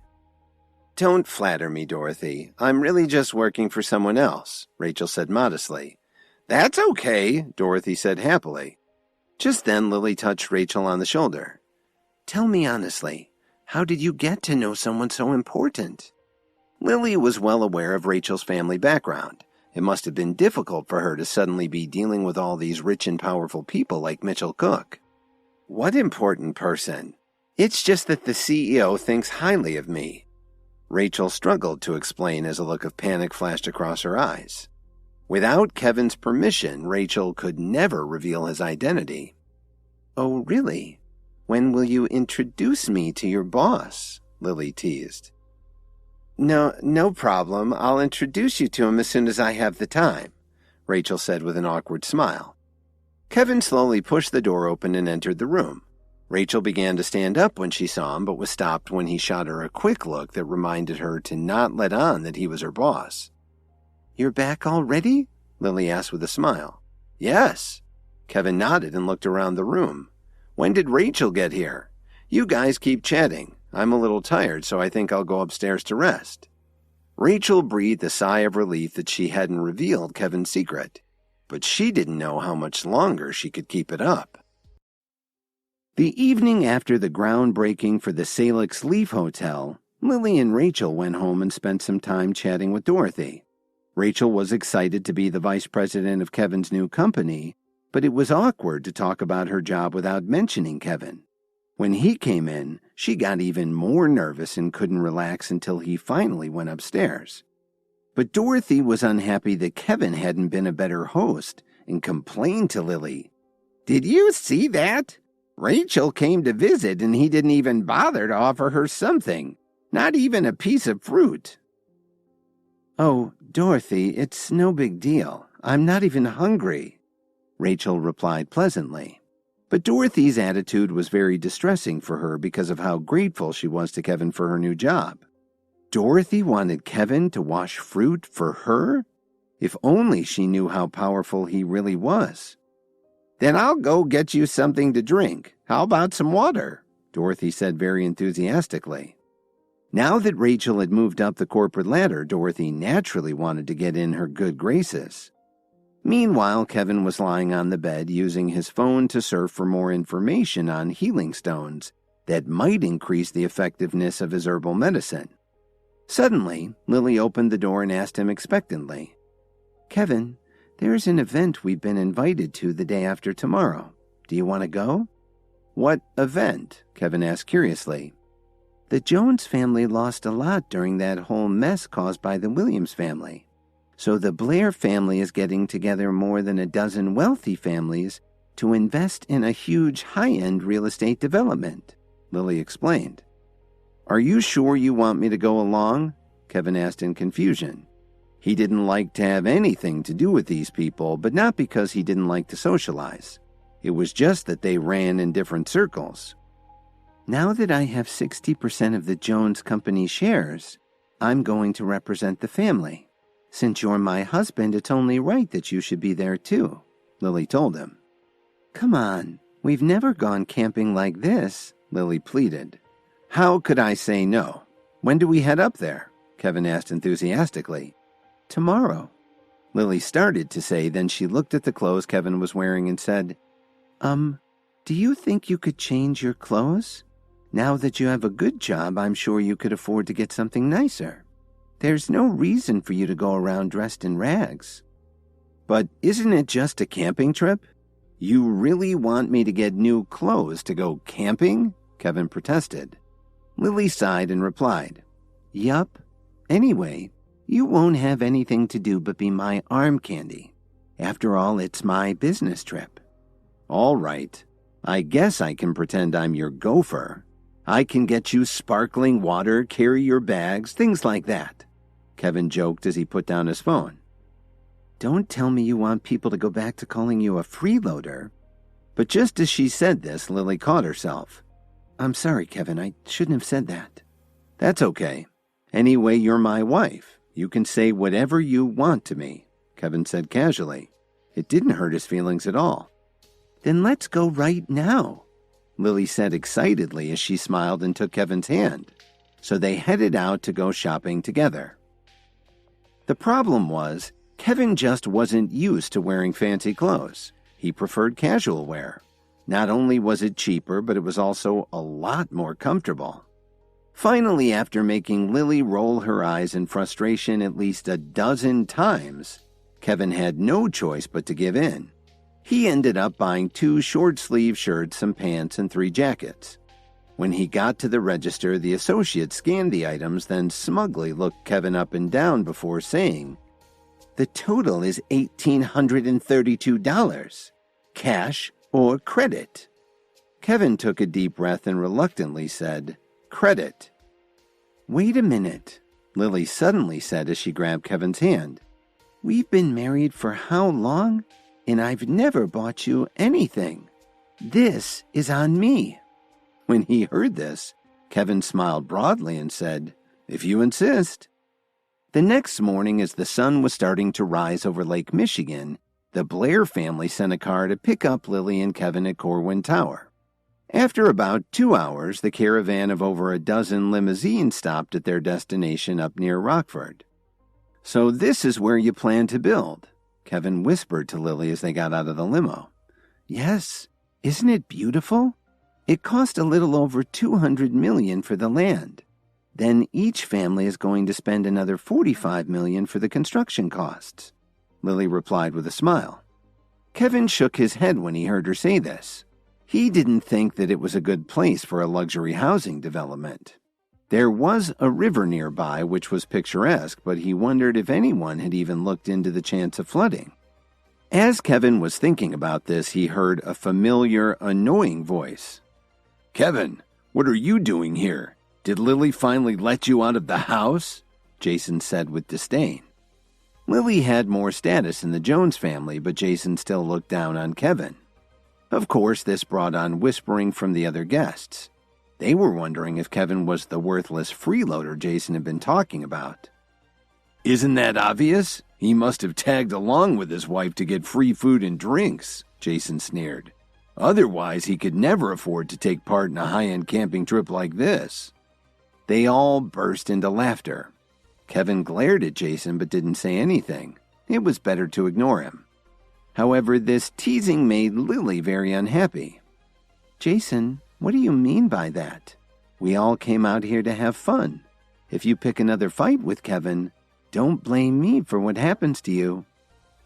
Lily's right, Jason. You really talk too much, Matilda reminded him.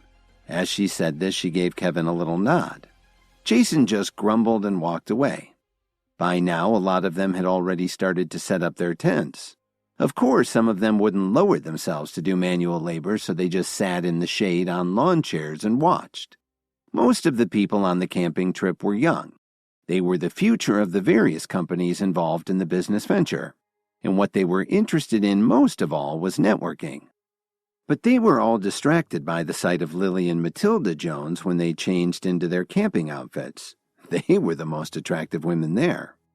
Suddenly, a man walked up to Lily and said, Hi, Miss Jones. My name is Doug Butler. I've been hearing about you for a long time, and I'm so glad to finally meet you." When he heard the man say his name, Kevin did a spit take and couldn't help laughing. "What's your name? Doug Butt? Who gave you a name like that?" "What are you laughing at, you bum?" Butler growled. Nothing, Kevin said as he casually waved his hand, but he still couldn't hold back his laughter. "What the hell? Why are you still laughing at me?" he shouted again. "Tell me, what the hell is so funny?" "I just think your name's a little funny," Kevin said with a smile. When they heard Kevin say this, everyone started to mutter Doug Butler's name. Pretty soon, everyone in the group started laughing. Butler rolled up his sleeves and snarled, "How about if I wipe that smile off your face?" Just as Butler was about to attack Kevin, Lily stepped between the two men and said, "Mr. Butler, please, don't be angry. We're all here to enjoy ourselves. Let's just relax and have a good time." Butler looked at Lily and calmed down a little. Then he turned to Kevin and warned him, "As a favor to your wife, I'll let you off this time. But if you do it again, I'll break your friggin' legs." Kevin just gave him a blank stare. He didn't want to upset Lily, but he clearly remembered that when Jason mocked him earlier, Butler had also joined in, and he had been the one who laughed the loudest. Now that the guy was hitting on Lily, Kevin wasn't going to give him a pass. Right at that moment, Kevin heard a lot of commotion and turned around to see Officer Emmett and Phoebe Anderson walking out of a changing room. But to everyone's surprise, the two women went straight to Kevin. "I really didn't expect you guys to get here so quickly," Phoebe said while smiling at Kevin. Lily noticed Phoebe looking at Kevin and suddenly felt uncomfortable. "Kevin, I didn't expect you to be here either," Officer Emmett said as she stood there with her hands on her hips. "Why didn't you tell us? We could have ridden together." "Oh, I don't know about that. Remember what happened the last time we took a drive together," Kevin replied. Officer Emmett knew he was talking about chasing the bank robbers in his sports car. Lily wasn't sure what to think when she heard them talking like this. In fact, everyone was surprised to hear them teasing each other and acting like old friends. How did this freeloader have such a close relationship with these two beautiful women?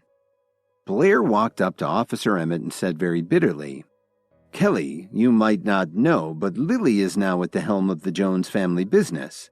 Kevin only came on this camping trip because of her." As he said this, Blair made sure he gave Kevin a snotty look. "What are you talking about? Do you have to make things so awkward?" Officer Emmett said in an irritated tone. In her eyes, Kevin was a brave and fearless hero. He was way stronger than any of these useless rich posers. "Kelly, why are you still standing up for him? You're my fiancé," Blair said anxiously. "I'm just being honest. Also, if you keep acting like this, you may not call me that much longer," Officer Emmett said as she gave him a cold stare. Blair immediately dropped his tough guy act. Okay, Kelly, whatever you say." But he still gave Kevin another dirty look. His father, Neil Blair, suddenly stood up and interrupted them, saying, "Thank you all very much for coming on this camping trip. I'll be brief. Have a good time and be careful." Then he added, "This is a great place to get in touch with the outdoors. You can fish down by the river, and there's small game out in the woods. It will be up to you to find your food over the next few days. We'll provide drinks and snacks. Just grab whatever you need and enjoy yourselves." As Neil Blair finished talking, everyone smiled. They were all from wealthy families, and they already knew how to eat, drink, and have fun. They immediately broke up into cliques. Some picked up fishing rods to go fishing by the river. Others got ready to head into the woods to hunt for small game. And there were a few who had started drinking and hanging out. After all, the main goal of this outing was to make friends and get to know each other. Phoebe suddenly asked, "Kevin, are we hunting or fishing?" "This is the best part of the fall hunting season. There should be a lot of small game in the woods," Kevin said as he went over to the table and picked up a sharp hunting knife. "But why don't we go fishing? The fish must be nice and plump," Officer Emmett asked. "We'd do better at a lake. The current's too fast down by the river. The fish would be swept away before they had any chance to bite. And it's illegal to fish with a net around here." Of course, we could all afford the fine, but it just wouldn't be sportsmanlike, Kevin replied plainly. So what you're saying is none of those guys will be able to catch a fish? Blair said mockingly. If Officer Emmett hadn't been there, Blair definitely wouldn't have been hanging out with Kevin. I didn't say absolutely, Kevin explained. Then why are you so serious? Are you just bragging? Blair scoffed. Kevin ignored him. He turned around and said to Lily, Let's head into the woods and see if we can catch a wild rabbit. Lily nodded in agreement. She didn't want to stay here and feel everyone's eyes on her. Let's go, Phoebe said as she smiled and picked up a wicker basket. Then Blair stood up and announced to everyone, Why don't we have a competition and see who catches the most fish or game? Someone in the crowd agreed. So what's the reward? Good idea. Each family will put $10 million in the pot. Winner takes all, Blair said casually. This caused an uproar. A lot of them wanted to participate, but $10 million was a lot of money. How many of them could bet that much just for fun? Blair sneered at Kevin and Lily. His goal was clear. He was goading them to play his game. Blair had already sent some of his people ahead to set things up. The Jones family was guaranteed to lose, and he'd put Kevin in his place. Jason, will the Jones family participate? Blair asked with a sneer.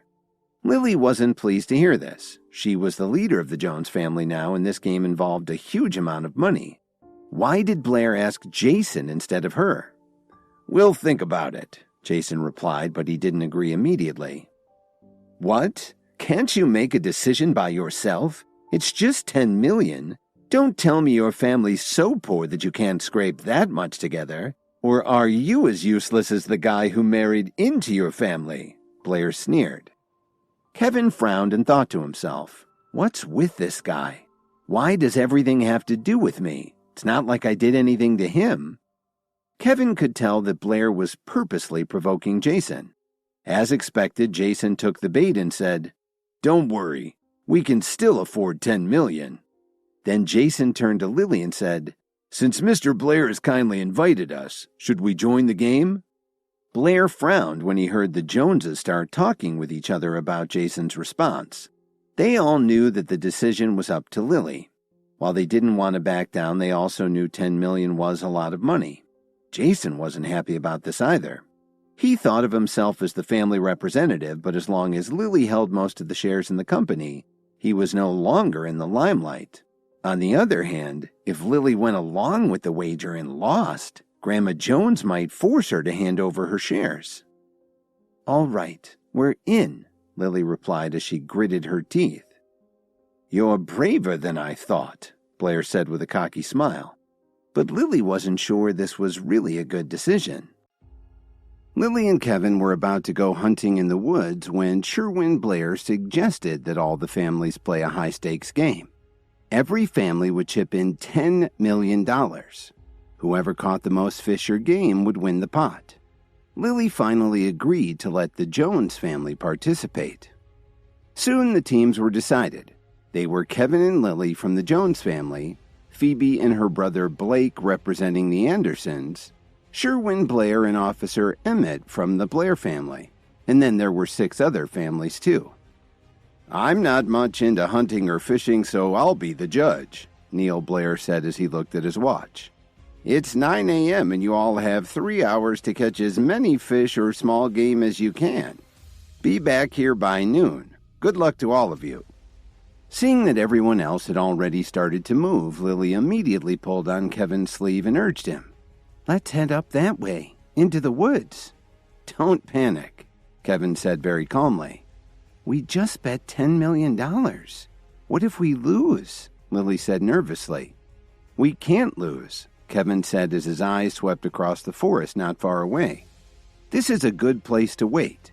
If we go running recklessly into the woods, we won't catch anything. Let the other teams head in there first. Phoebe walked over with Blake and agreed. What Kevin said makes sense. We can head into the woods a little later. She didn't know why, but when she saw Kevin and Lily together, she felt extremely uncomfortable. It wouldn't hurt for us to wait a few minutes before going in there, Officer Emmett commented. Lily opened her mouth to speak but didn't say anything. She wasn't sure what to do. While they were waiting there, Blair sent a message to one of his relatives, who was secretly entering the woods from the other side. When Kevin and the others finally started to head into the woods, they saw some members of the Steele family picking wild berries. After about an hour, Kevin and the others had only caught a single wild rabbit, which they put in Lily's hunting basket. Suddenly, they all heard a rustling sound coming from the nearby bushes. "Did you hear that?" Blake asked with a worried look on his face. "What's that sound?" Officer Emmett asked as she gazed cautiously around their surroundings. As soon as she finished speaking, a large, ferocious cougar jumped out of the bushes and growled at them. Kevin was the first to react. "Run!" he shouted as he grabbed Lily and Phoebe's hands and pulled them in the opposite direction.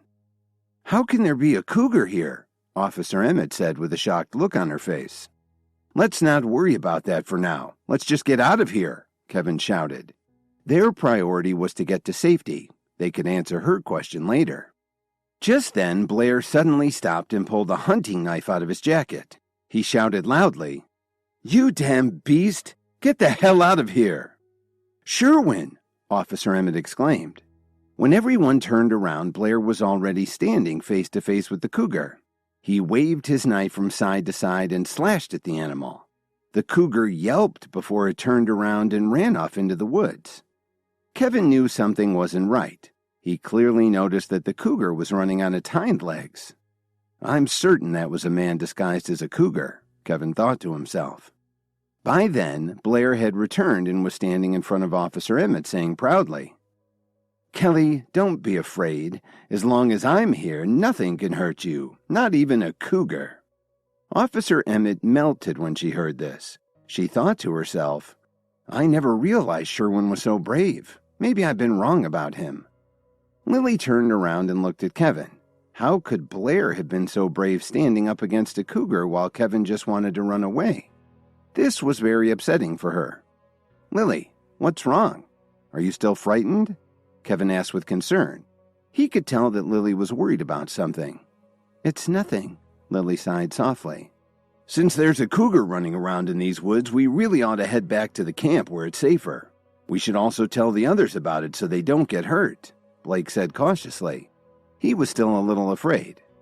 "What is there to be afraid of? It's just a cougar. If it dares to come back, I'll kill it and we'll cook it on the spit for dinner," Blair said arrogantly.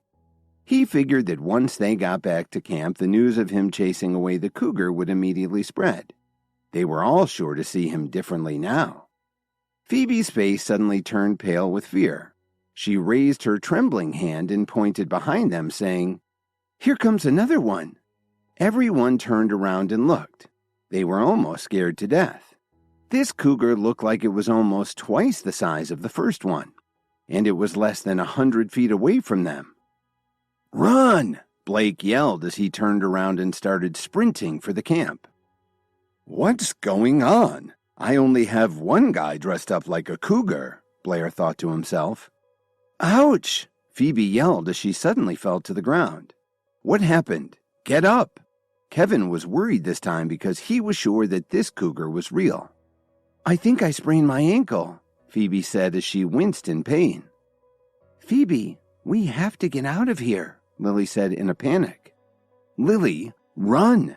Kevin shouted as he picked Phoebe up and put her on his back. Just then, Blair shouted again, "Come on, you filthy beast!" Suddenly, he heard a voice shouting in the distance, "Sherwin, it's a real cougar! Run!" Hearing this, Sherwin Blair's face turned pale. He threw down his knife and sprinted out of the woods. As they all started to run, the cougar was triggered to see them as prey and started chasing after them. "Blair, I thought you weren't afraid," Officer Emmett asked as she was running toward the camp. "That's a real freaking cougar," Blair shouted. As he was running desperately to get away, he fell to the ground, but he didn't care about his injuries. He immediately got up from the ground and kept running through the brush. Blair ran for his life without showing any concern for his fiancée. Officer Emmett felt very helpless. Although she was a highly trained law enforcement officer with years of martial arts practice, she was completely freaked out by a wild cougar. "Kevin, just leave me behind and save yourself," Phoebe said in despair. "Bullshit. We all came in here together and we're all going to leave together. Do you think I'm going to let you face a wild animal alone?" Kevin said firmly. When Phoebe heard him say this, her eyes welled up with tears and she tightly hugged Kevin's shoulder.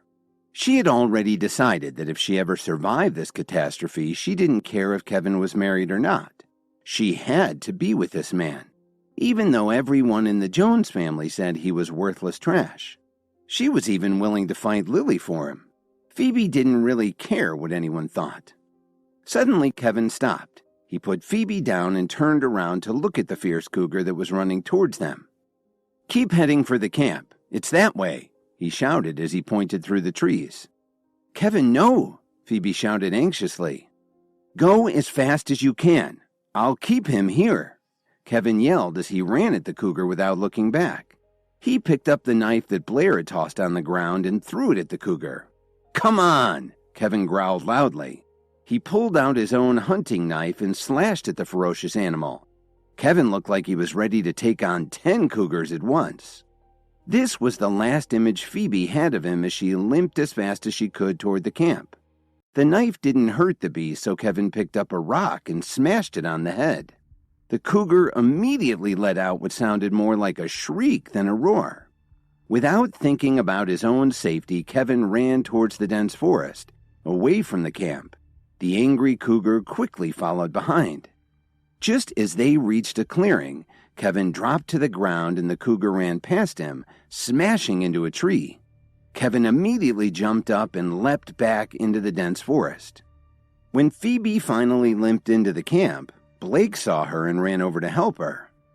"Phoebe, where's Kevin?" Lily asked anxiously when she realized that Kevin wasn't with her. Kevin, in order to save me, he lured the cougar away in the other direction," Phoebe said sadly. They all heard a wailing sound that echoed from one end of the woods to the other. "That sounds like the cougar got him," they all thought. Some of the Joneses were happy to finally be rid of him. At least Phoebe had made it back. They had no sympathy for Kevin at all. No, Kevin can't die," Lily sobbed as she kept shaking her head no, unable to hold back her tears. "Kevin!" Officer Emmett's eyes were starting to tear up too. Was Kevin still alive? After Blair tried to scare everyone with someone dressed in a fairly convincing cougar costume so he could chase it away and look like a hero, a real one showed up. Kevin risked himself to lure it in another direction so everybody could get back safely to the campsite. "Which one of you is willing to follow me back into the woods to find Kevin?" Lily shouted desperately. But nobody replied. Lily sat down on the ground and started to cry loudly. It looked hopeless. Just then they heard several more shrieks coming from the mountain, but it didn't sound like it was just the cougar. Half an hour later, Officer Emmett helped Lily get up from the ground. I'll go with you into the woods. Even if it's too late for Kevin, we can't leave him behind." "Kelly, are you kidding?" Blair said to her. "There are cougars out there." He reached out to try to stop her. "I'm a police officer. Kevin just did what I should have done," she replied sternly. "Now get out of my way." "Kelly," Blair said angrily. He couldn't believe that Officer Emmett would take such a big risk for such a useless person. "I'll go too," Phoebe said as she walked up to Lily. She was still a little unstable because of her ankle, but her brother Blake was helping to support her. "Kevin got into this because he was trying to save me." "Phoebe, no," Blake said with a worried frown. "Blake, Dad taught us to not let our friends down," Phoebe said stubbornly. "Okay, I'll go with you too," Blake said resolutely as he gritted his teeth. What he didn't know was that at that very moment, Kevin was standing over a dead timber rattlesnake.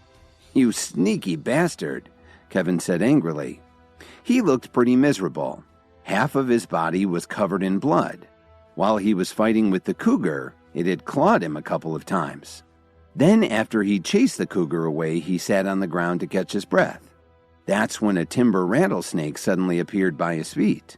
Normally, he would have just walked away since they don't usually bother with humans, but it had probably been riled by his fight with the cougar and felt threatened.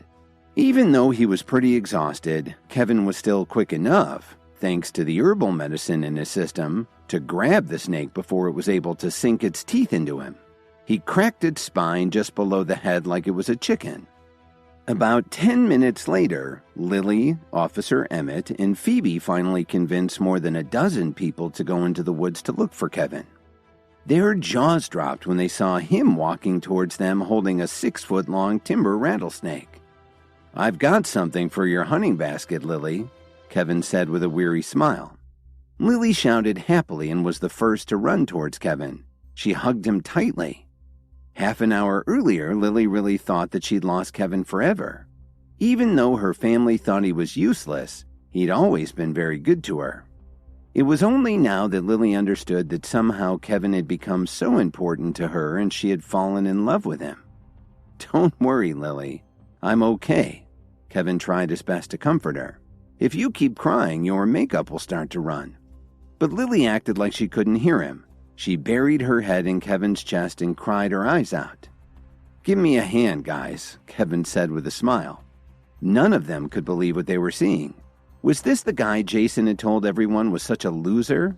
More than 100 people stared at Kevin in disbelief. "Now, Lily, if you keep crying, I'm going to start crying too," Kevin said gently as he tried to comfort her. Who's crying?" Lily said as she stepped back and wiped the tears from her face. "Kevin!" Officer Emmett and Phoebe shouted in unison as they walked over to him. Are you all right?" Phoebe asked very nervously. "Look at me. Do I look all right?" Kevin asked as he opened his arms wide to show his bloody shredded shirt. "Between that cougar and this snake, I almost didn't make it back here." Right then, a man walked up to Kevin and patted his shoulder. "Amazing! You fought with a cougar and then killed a rattlesnake with your bare hands." Then the man suddenly turned around and faced the crowd. "Someone said that you're just trash. Nonsense." He said this in a very loud voice as if he didn't care if he offended anyone. To Kevin's surprise, Blair, Jason, and the others didn't say a word. They just stood there in shocked silence.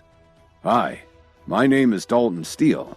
I could certainly use a friend like you," he said. Then he held out his hand to Kevin. "My name's Kevin," he replied as they shook hands. After all the ridicule he'd put up with from the Jones family and their friends, it was nice to have someone treat him like he deserved. A lot of them were jealous to see Dalton being so friendly to Kevin. But what Kevin didn't know was that Dalton was the only heir to the Steele family business. His grandfather, Norman Steele, had arrived in Chicago 50 years before and grown his business from the ground up with all his hard work. Up until now, the Steele family's holdings included some legitimate businesses and lots of entertainment facilities. They also had a strong reputation in the Chicago underworld. Nowadays, Norman Steele no longer cared much about the family's business, so he transferred all of his authority to Dalton. Even Drake and Dominic Archer respected the man. "I'm really lucky to have made friends with Dalton," Blair muttered to himself. Nobody was a good enough cook to prepare dinner, so the Blair family had arranged for a professional chef to come to the campsite. Then Butler had a couple more chefs take the rattlesnake that Kevin had caught to cook it for everyone to taste. Soon everyone broke into groups and started chatting with each other, but they didn't dare go back into the woods. Dalton found a place to treat Kevin's wounds. After talking for just a short time, they seemed to feel an instant connection. "Kevin, what do you think of this piece of land?" Dalton suddenly asked him. "Are you interested in real estate?" Kevin said with a smile. "Not really, I just like this property. It's a great place to get in touch with nature. It would be a shame to develop it and put up mansions," Dalton said with some regret. "I agree. You could put up a nature preserve here," Kevin replied as his eyes swept across the clearing in the forest. Such a large forest, it would be a pity to cut it down for development. Dalton's wife, Miranda, interrupted them to say that she wanted to take a walk along the river. "Kevin, I'm going to take a stroll with my wife. Let's chat some more when I get back," Dalton said as he put his arm around his wife's shoulder and walked off. "Okay," Kevin agreed with a smile. Miranda also gave Kevin a friendly nod as she turned around and left. She was wearing a simple white top and a green dragon tattoo was faintly visible on her back. She walked with an air of confidence. None of the men dared to look at Miranda Steele as she walked to the river with her husband. They didn't have the guts to risk getting Dalton mad. Officer Emmett and Phoebe followed Lily to Kevin's side.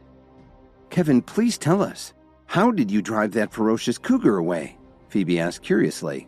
"And how did you kill that timber rattlesnake? It was humongous." Lily and Officer Emmett were also very curious to know. They knew that no ordinary person could do what he did. And no one there knew Kevin better than Officer Emmett. She knew that he'd gotten a lot stronger and more focused thanks to the herbal medicine he'd been experimenting with, but it still couldn't have been easy to fight both of those wild animals one after the other. "I was just lucky," Kevin said modestly. "After that cougar chased me into the forest, the rattlesnake came out of nowhere. The two of them started fighting and I just picked up the scraps." Some people overheard this and decided Kevin wasn't that heroic after all. They went back to mocking him and laughing out loud. Blair glared at Kevin. Just as he was about to say something, he suddenly heard a cry of surprise. "Everyone, come and look! Something just happened!" As soon as he finished speaking, Kevin saw Dalton running towards them carrying Miranda in his arms. "Is there a doctor here?" he asked anxiously. "Hurry up and get over here." Miranda was lifeless and kept spitting up saliva. She was having trouble breathing and her body was trembling. "What the hell is going on?" Dalton asked. A group formed around them trying to figure out what was happening. Just then, a man stepped out of the crowd and knelt down next to Dalton. He introduced himself. "Hello, Mr. Steele. My name is Ivan Daniels. I graduated from medical school." "I don't need your life story. Hurry up!" Dalton interrupted him. "Can you help her? What's going on?" Hearing this, Ivan's expression immediately showed his irritation. He would never dare to provoke Dalton Steele. On top of that, he wanted to curry favor with the Steele family, so he just smiled and continued checking Miranda's vitals. Finally, Ivan shook his head. "Mr. Steele, your wife's condition is very serious. I don't think she has more than an hour to live." "Bullshit! If you don't know what you're doing, then get the hell out of here!" Dalton shouted at the young doctor. "But Mr. Steele, I'm telling you the truth. There's nothing I can do," Ivan reluctantly told him. Dalton looked over at Blair and asked him, "What the hell are you guys going to do? Didn't you make arrangements for an ambulance?" Sherwin Blair broke out in a cold sweat. "Mr. Steele, don't be upset. I'll call for an ambulance right away," he stammered. Blair was usually very arrogant and he always had a nasty look on his face, but in front of someone as important as Dalton Steele, he could kiss butt as well as anyone. Kevin suddenly squeezed through the crowd. "Don't waste your time. This place is too far away from the nearest hospital. She'd be gone before an ambulance even got here." "Kevin, what do you mean by that? Can you save my wife?" Dalton said hopefully. Before Kevin could say anything, Lily grabbed him by the arm and quickly pulled him back. "Mr. Steele, please don't misunderstand. Kevin doesn't have any medical training," Lily said in a panic. She was worried that Dalton would ask Kevin to save his wife. Lily had been married to Kevin for 3 years and she still didn't know him that well, but she knew that she had never seen Kevin treat anyone. More importantly, Miranda was Dalton's wife. They couldn't risk ticking off the Steele family. "Dalton, don't worry," Kevin started to say. But Lily interrupted him. "Kevin, don't be silly." Lily was getting angry with her husband. "Don't worry, Lily. I know what I'm doing," Kevin said as he calmly patted her hand. Then Kevin walked over to the man and asked him, "Dalton, tell me, did Miranda eat anything in the woods?" Kevin had clearly noticed something yellow around Miranda's mouth. "Did she eat something?" Dalton asked. "Let me think." He scratched the back of his head while he tried to remember. Then he said, "Just now, while we were walking along the river, I found a pear on a tree, so I plucked it for her." After hearing Dalton's answer, Kevin nearly laughed out loud. He had also noticed that tree. It wasn't a pear, but it was a fruit that was very important in concocting herbal medications. Kevin remembered reading about it in his herbal guides. It was very similar to what some people call the apple of death because it's so poisonous. What was surprising was that they shouldn't even be growing this far north. "I can help you, Dalton," Kevin said. Then he turned to the doctor and said, "Didn't you notice that she'd eaten something poisonous? I saw some roots growing by the woods that could help her. In the meantime, you need to wash her skin thoroughly and give her an antihistamine." Before Dalton could say anything, the bystanders started doubting Kevin and they began to warn him not to listen to Kevin. Butler and Blair were the worst of them. Now Dalton wasn't sure what to do, so he turned to Ivan Daniels and asked him, "So, does this make sense to you?" They all waited to hear what the doctor had to say. Dalton carried his wife back from the river and she was in bad shape. Dr. Daniels didn't think there was anything he could do for her, but Kevin realized she'd eaten a poisoned fruit from one of the trees. He told the doctor what he should do, but Blair and some of the others didn't believe him. Kevin remained calm in the face of Blair and Butler's clamoring. He slowly turned around and said, "Since the two of you are shouting so loudly, I suppose you have a way to save her? I'll gladly step aside and let the both of you get to work." "Are you deliberately causing trouble?" Blair said angrily. "How do we know you aren't just trying to trick us?" Butler asked rudely. "In other words, the two of you have no idea what to do," Kevin retorted. "If you don't understand, then please stay out of this." Dalton suddenly said, "Kevin's right. If any of you say another word, I'll throw you into the river." As soon as he said this, everyone became silent. Butler and Blair immediately clammed up. Neither of them wanted to test Dalton. After that, Dalton turned around and stared at Kevin. He said in a very grave tone, "Kevin, I believe you. What do you think we should do?" "Okay." Kevin nodded and gazed around the campground. "Dalton, take a couple of people over to those plants down by the river, where the ground's a little marshy. Bring back a couple of those tall plants, the ones with the large leaves. Make sure you pull up the roots, too." Then Kevin turned to the doctor and asked him, "Do you have your medical bag in the tent? Please bring it right back." He picked up Miranda and put her on a blanket on the ground. Some of the onlookers wanted to complain when they saw Kevin touching Miranda, but they were too intimidated by Dalton to say anything. After Dalton walked away to look for the plants, Lily came over to Kevin and whispered to him, "Kevin, don't press your luck. Please let go of Miranda and apologize to Dalton." "Don't worry, Lily. I know what I'm doing," Kevin reassured her. "How could you possibly know what you're doing? I know for damn sure you're not a doctor," Lily said anxiously. "My family can't afford to get on Dalton's bad side." Ivan came back with his medical supplies and Kevin helped him to clean Miranda's skin around her mouth. Then the doctor got an antihistamine ready. When Dalton came back with the plants a moment later, the doctor asked him, "Has your wife ever had a bad reaction to an antihistamine or any other medication?" Lily got very worried by all of this and said to Dalton, "I'm not sure that Kevin has the training for this. You really should call the hospital right away." Lily was very frightened that if Miranda died, Dalton would blame her family for it. "I agree," the doctor said. "This treatment is highly irregular." "Please, Dalton, we all know that Kevin is faking it. You should get her to a hospital right away," Blair said nervously.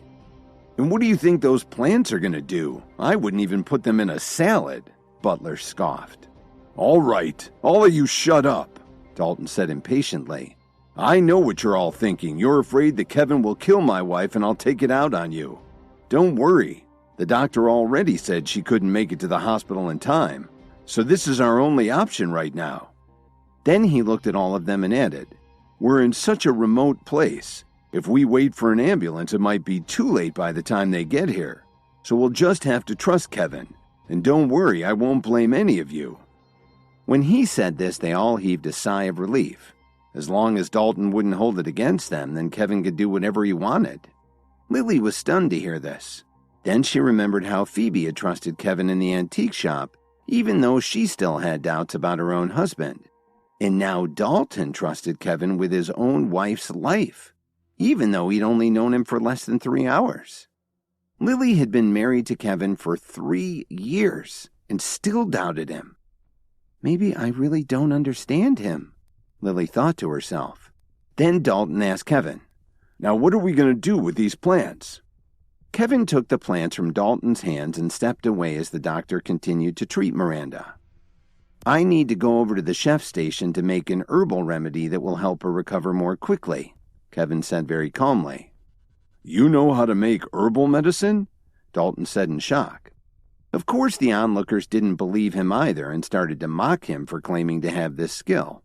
After all, he was just a freeloader in the Jones family. But Kevin just ignored them and calmly went about his work. Officer Emmett stared at Kevin in shock. She'd already taken one of Kevin's herbal meds, and so had Blair, but she didn't realize that he could make them himself.